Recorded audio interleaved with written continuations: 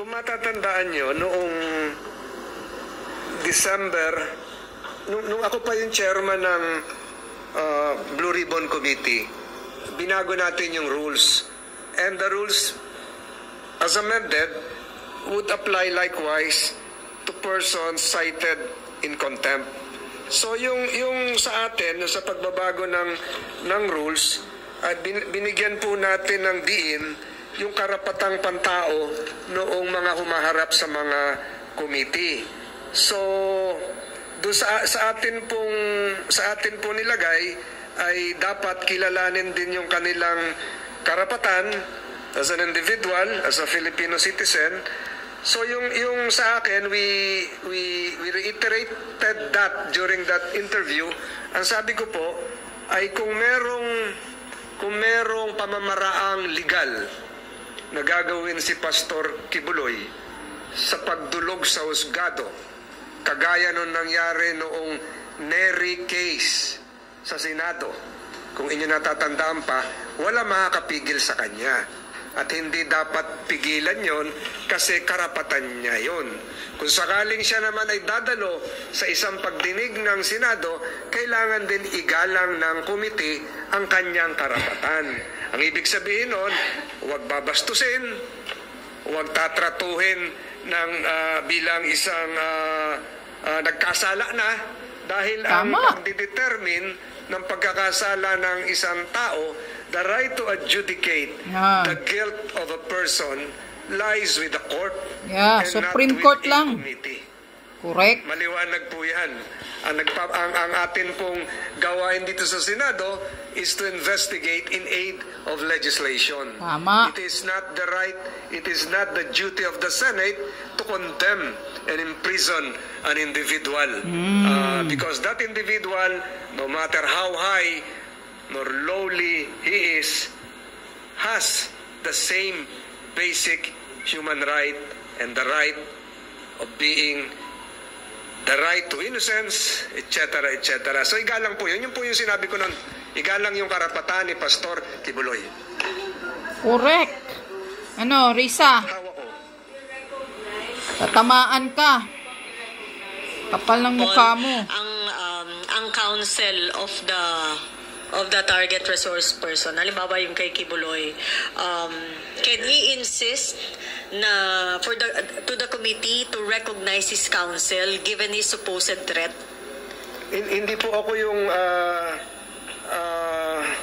abogado dito ni Pastor, pero kung siguro kung gustong gamitin ng abogado niya nung binago po natin yung section 16 and 18, pwede niyang sabihin na bigyan din sila ng karapatan na mag-file ng memorandum, etc., etc., kagaya po nung ginawa natin doon sa mga nagdaang pagdinig natin.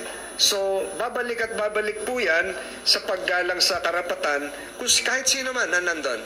Kahit hindi si Pastor, huwag bastusin yung mga nandito sa kumaharap sa komite ng Senado. Correct. If the Senate heads to what Pastor Kibuloy wants, na non-appearance, would this not set a bad precedent to other personalities who would be invited by the Senate? Hindi ko alam po yung dahilan niya eh. Hindi naman ako yung... So this should be case-to-case basis? Correct.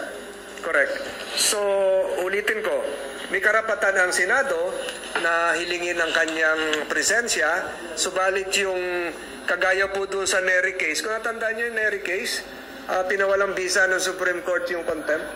Nilift yun. Tingnan mo. Yung si Romulo Nery. Natandaan niyo na yun. Yung mga bata-bata pa noon nandito nung panahong yon. So, kung natatandaan niyo yun, nakialam ang husgado, ang Supreme Court, at sinabi, lifted yung contempt order. So, he can utilize that. Ikarapatan naman siya eh. May abogado siya.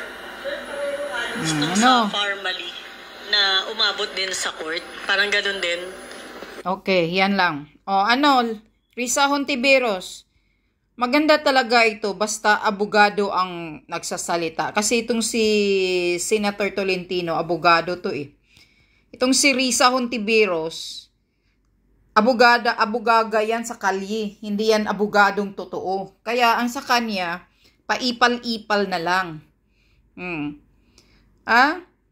Pag nakakademand ka kay Pastor Kibuloy, parang akala mo ikaw na ang Supreme Court. Hinihusgahan mo na parang nagkasala na si Pastor Kibuloy. Kapal ng mukha mo, Risa Hontiveros, Isa pa hindi ka abogado, Hinuhusgahan niya na talagang kailangang si Pastor Kibuloy magpakita sa Senado. Kapag hindi ay talagang niya na. Ipa-contempt sa court. Sino ka? Kung gusto mo talaga, kung marami ka nang nakulikta na mga bayaran ng mga ebidensya galing dyan sa mga kapiki-pikian mong mga witness na nakamaskara, dumulog ka na sa korte. Isampa mo na yon kung talagang para kang sa mga tao na tutulong sa kanila na inaabuso ni Kibuloy. Huwag ka nang magpaipal-ipal na gagamitin mo ang Senado na parang korte mo, sarili mong korte, ang kapal ng mukha mo. Tandaan mo, Risa Hontiveros, na sa bawat ninyong session dyan, malaki ang gastos ninyo dyan na ginagamit nyo ang pera ng mga taxpayer. Pira namin yan. Yung ginagastos nyo sa bawat hearing nyo dyan sa Senado, pagkain nyo, lahat-lahat na yan. Gastos yan. Dagdag gastos yan. May korte naman tayo, may batas naman tayo, bakit hindi mo dalhin doon lahat yung nakapiring mo, yung mga nakatakip mong mga witness, para doon ka magbibigay ng totoong ebidensya.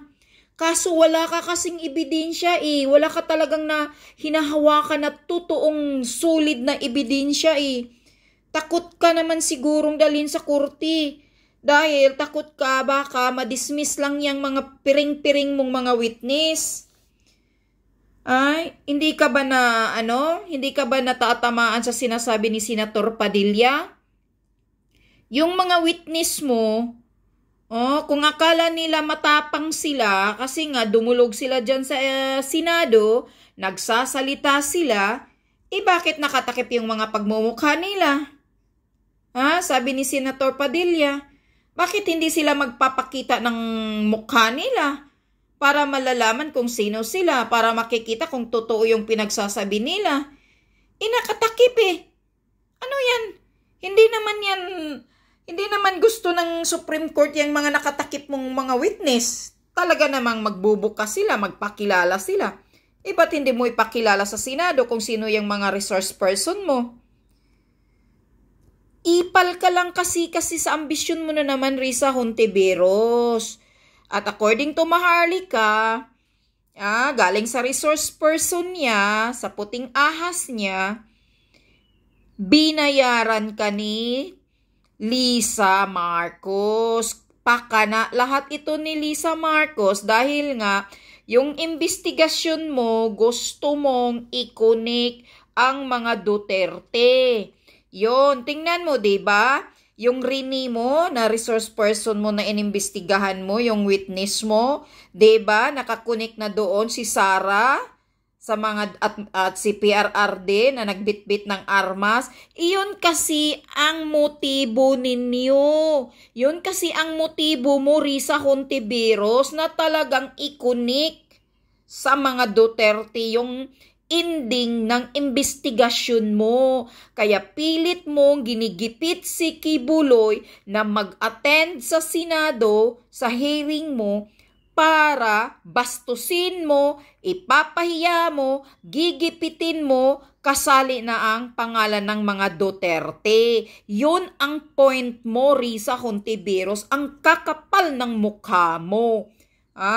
Nag-iimbestiga kayo, yan sinasabi na naman ulit ni Tolentino, Senator Tolentino.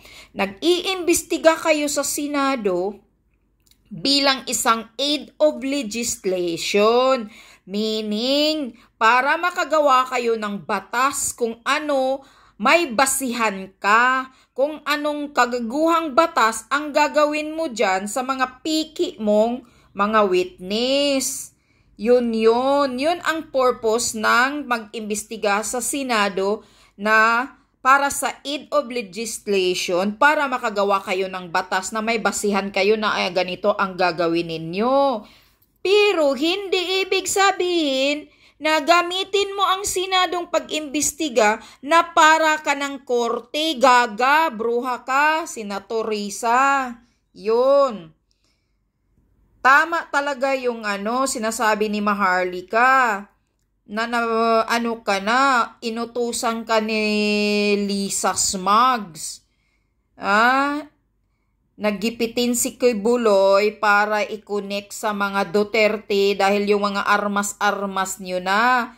Yun, halata ka, Risa Hontiveros, dahil tatakbo ka na naman ba sa 2025? Ambisyusa kayo eh. Wala kayo sa hulog. Iba talaga itong senator na hindi abogado eh. Walang alam sa totoong batas. Ang alam lang manggigipit, mangbabastos. Yun eh. Langiyak ka din Nagkano ka talaga eh. Sa rally idsa-idsa, andyan na naman yung mukha mo sa kalsada eh. Magkaano na kayo ni Dilima eh. Yan ang mukha mo, Risa Hontiveros, para ka lang sa kalye. Yun ang totoo, yun ang alam mo. Kasi galing ka dyan. Kalye ka lang, pasigaw-sigaw. Yun. Bastos yung mo eh. Yung pagtrato mo kay Kibuloy eh. Parang akala mo ikaw na ang korte. Marami ka pang sinasabi na pipilitin talaga pag hindi papahilan mo ng sumon o subpina or ano yung gagawin mo kay Kibuloy. Sino ka? Parang in-overpower mo na yung natin. Yung Supreme Court. Ang Senado aid of legislation lang yan para makagawa kayo ng batas para mayroon kayong basihan kung ano ang karapat-dapat na batas na gagawin ninyo. Hindi yung umasta ka na parang ikaw ang Supreme Court, bruha. Yun ang tandaan mo, Risa Hontiveros. Mga bubo kayo. Hindi ka natatamaan ba sa sinasabi ni Senator Tolentino? Parang hinuhusgahan mo na si Kibuloy. Tapusin mo na yan, isampa mo na yung investigasyon mong nakuha mo sa mga nakatakip mong resource person na puro naman mga naka-alias according pa sa kapatid ng isang babaeng resource person mo, binayaran yung mga resource person mo, nababayaran, Yun, tama yung sinabi ni Maharlika. Utos ni Lisa Smugs yan. Binabayaran ka para gipitin si Kibuloy at para i-connect ang mga Duterte. Talagang gusto kasi ninyo, pipilayan ninyo ang mga Duterte sa kung ano-anong paraan. Yun. Gusto mo isingit ang mga Duterte. Ang kapal ng mukha mo, Risa Hontiveros. Virus ka talaga sa Senado, walang hiya ka.